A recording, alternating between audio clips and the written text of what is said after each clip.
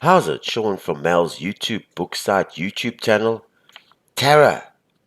Okay, we're going to be talking about the tarot. We're going to introduce you to the basic concepts of the tarot. This is a basic tarot reading course. Teach you how to use the cards, how to tell fortunes, how to tell your own fortune, how to tell other people's fortunes. In fact, the tarot has been around for 2,000 years. The Egyptians came up with the tarot, and it's been around for a long time. It's one of the oldest divinity tools available. Most spiritual teachers today use the tarot as a divinity tool. It's great. I love it. Since I was a child, I loved telling fortunes and reading up the mysterious, metaphysical, to know and to understand, where you're coming from and where we're going. Now, tarot is a brilliant divinity tool, one of the oldest around. So, in the introduction to this course, to the tarot course, it's based on the history and when esoteric knowledge of the tarot appeared, and historically it's said to have come into being and created, written on the beautiful tablets of the lapis lazuli tablets by the Egyptian high priest, who existed in that period of time. Okay, so a course on the compilation and of the tarot cards and their meanings and interpretations. Okay, this is the contents of the course. Okay, this is the contents. The history, number one, the history of the Book of Thoth and its relation to the tarot cards. Two, the journey, the fool's journey. His first cycle of life begins and follows through its completion to begin yet again another cycle of growth and achievement. Meanings and interpretations, and how the tarot cards are placed step by step in the readings of the major and minor arcana set of cards. Different layouts of the tarot cards. Questions to ask a person when reading their tarot card spread. Colors, aspects, and personalities of the major arcana cards and the four sets of minor cards, plus the opposing and reinforcing cards and meanings. And finally, the Egyptian tarot cards and their meanings. Alright, so the ancient book of Enoch. The book of Thoth. Thoth is also said to be known as Enoch, was the Lord of the Divine Books, scribe of the company of gods. The Book of the Dead stated that he was a god who was self-begotten and self-produced, that he was one, that he made calculations concerning the establishing of the heavens and the stars and the earth, that he was the heart of the great god Ra. He was the master of law both in its physical and moral conceptions, and that he had a special knowledge of the mysterious, divine speech, master of all arts and science, perfect in all the crafts and ruler of the three worlds, scribe of the gods and the keeper of the book of life. Okay, so there's a picture of the ibis, the Egyptian ibis, the bird depicting Thoth. Okay, so Thoth was often depicted with the head of an ibis. There's the ibis over there, as I said earlier. A bird to which the Egyptians paid a divine homage for thousands of years. The ibis was sacred to Thoth because when its head and neck were tucked under its wing, the body resembled a human heart. Ancient Egyptians regarded Thoth as the personification of the mind of God sent to earth to write for Ra and the goddess of justice, Mart. The insight that the writings of Thoth provided humanity was far-reaching, and the Egyptians still believe he was the Lord of the voice, master of the words, possessor and inventor of those magic writings, which nothing in heaven, on earth, or hell could withstand. Okay, Thoth wrote this mysterious book of great secrecy, for it seemed that he was the only god able to put into human words the divine knowledge of the gods collective. In the Book of Divinity, Osiris instructed Thoth to place in man's hand the key to unlock the mysteries of the firmament of heaven, and the power, wisdom, riches, and glory of the earth.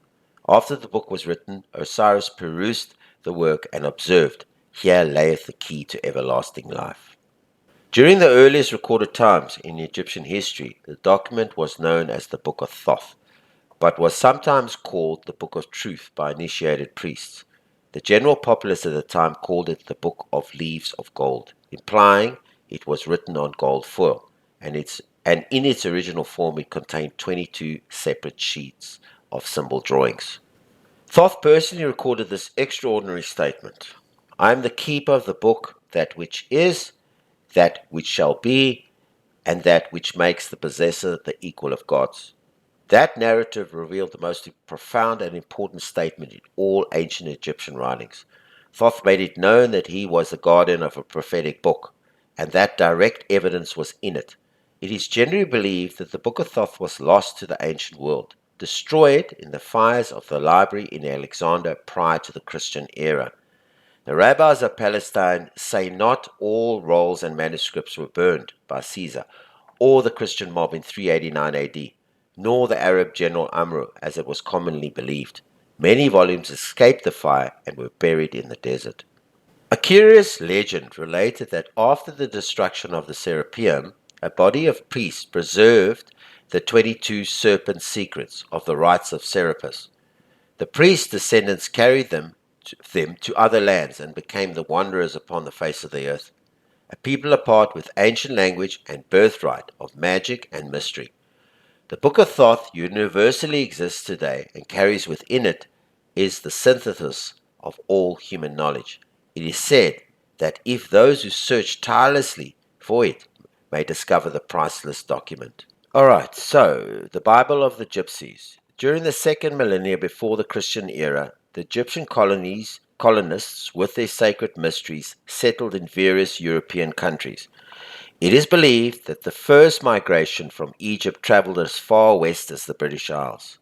Those people came to be known as the Gypsies, and they carried with them the precious Book of Thoth.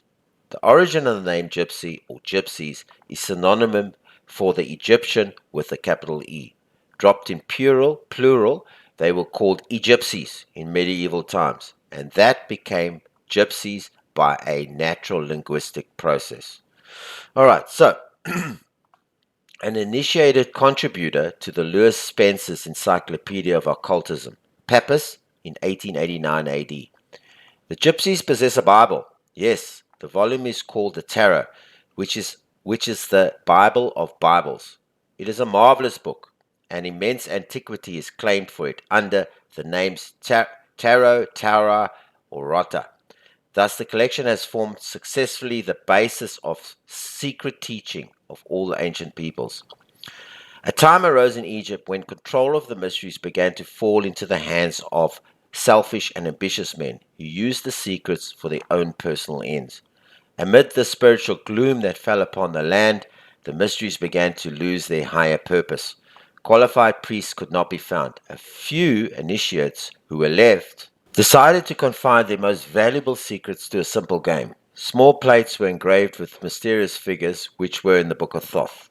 The small plates were the 22 miniature reproductions of the original symbols from the Book of Thoth, drawn as simple sketches surrounded by inconspicuous aspects of ancient Egyptian pharaonic life. The initiates reasoned the transfer from generation to generation on the small packs of pictures would help them to endure. Only the most virtuous on earth would know the true meanings of what was contained in them. The result was that the major aspect of the Book of Thoth was hidden in the background of simple line drawings, and to the uninitiated, the information in the drawings were not understood. The new form of the Book of Thoth still carried everything the gods wished to reveal and contained much more than can be imagined. They became an elaborate allegory and evolved into a set of small colored pictures of exquisite design. Those special pictures or symbols were imbued from the very beginning with a magical power and presented in themselves a complete picture of all the possibilities in human life. The book of Genesis recorded that the plural word for Torah was Tarat.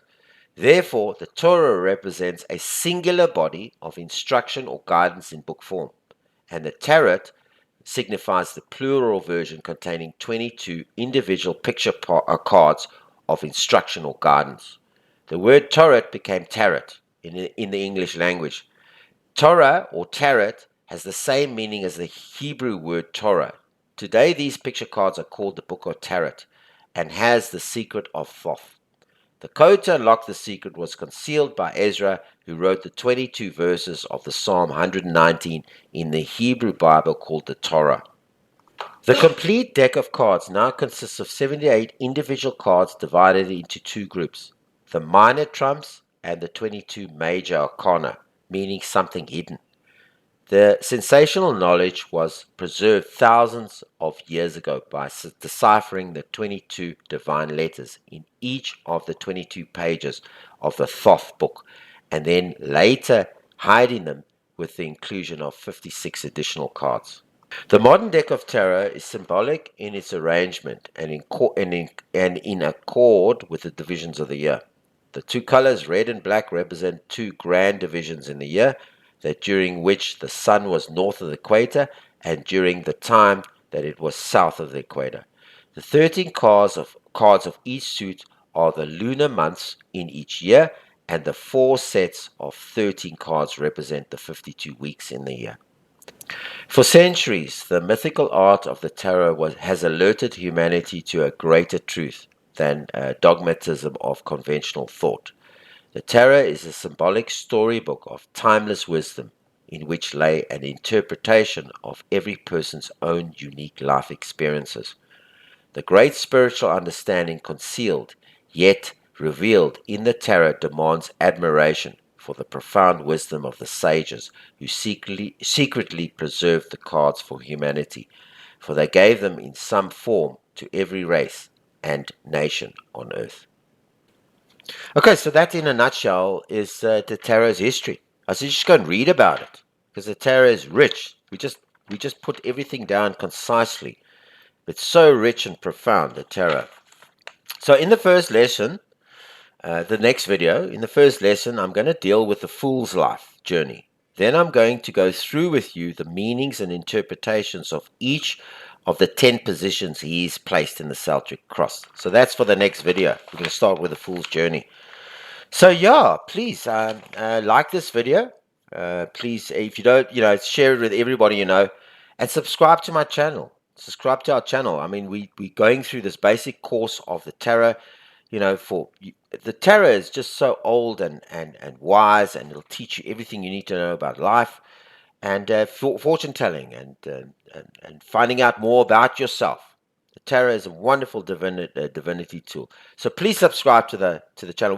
This is going to be a large course because we're going to break down all the cards. And we're going to show you how to read them, where the cards go in the positions, and all that type of stuff. So please subscribe and leave any comments, suggestions. If you've got any questions, please ask them, or whatever you want, please leave them. So this is Sean from Mel's YouTube book site YouTube channel. Until our next journey, we're going with the fool's journey next. Till our next video, this is Sean from Mel's YouTube book site YouTube channel. Good day on you.